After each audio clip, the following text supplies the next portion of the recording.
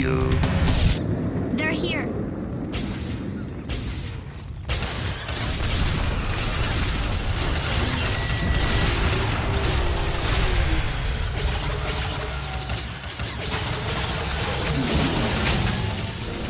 In the tower defense genre, the turrets have always had your back, and that's definitely true in Sanctum 2.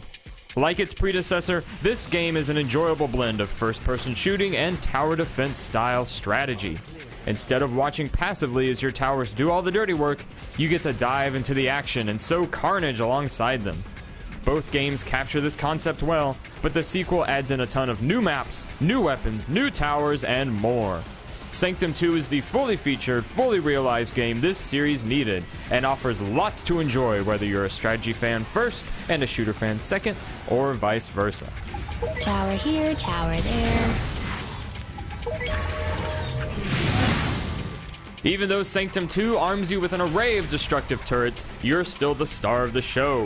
4 characters are available at the start of each level, each equipped with a distinctive weapon, be it an assault rifle, shotgun, etc., and each has enough firepower to be a tide-turning force in battle.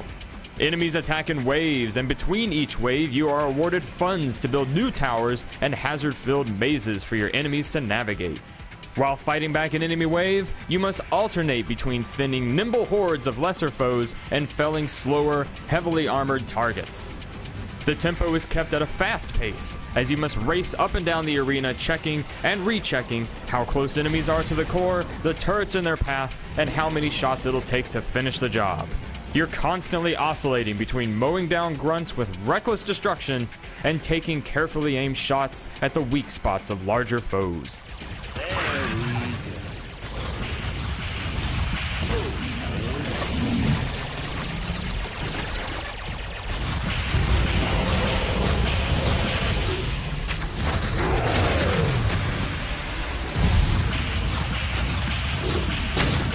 On top of juggling different enemy types, you must also juggle your character's weapons.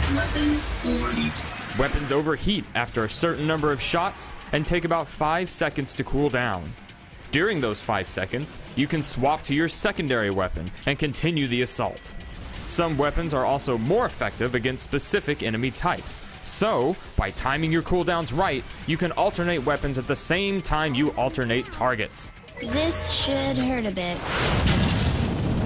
Towers are your support system. They pick off stragglers who survive your barrage and can be tailored to tackle specific enemy types that you're not equipped to handle.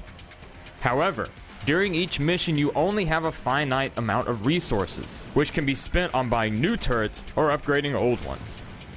Finding the right mix of both is an interesting challenge that must accommodate your personal armaments, enemy types, and map layout. When you finally hit that sweet spot, it's very rewarding as you dispatch enemies with ease. Perks are another addition to your arsenal. Only a finite number may be equipped, and each brings with it a new ability. Some make your shots damage multiple enemies, while others increase the firepower of turrets you stand near. Choosing the right perks can make your character either a well-rounded or hyper-specialized fighter. Coupled with the selection of turrets and weapons, there's a good amount of variety here in how you can tackle each challenge.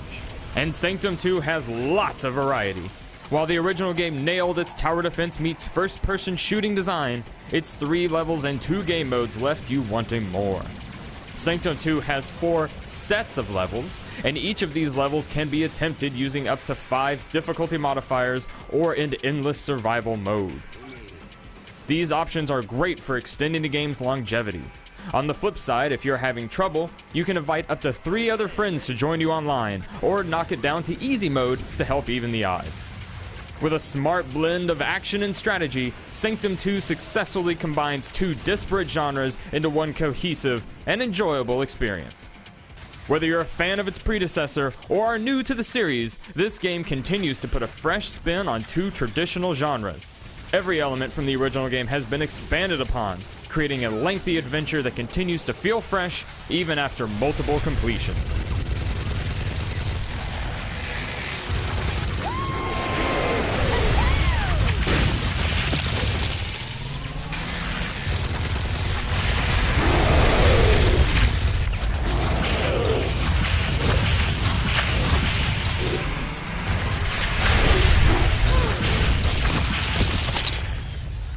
seems to be all of them.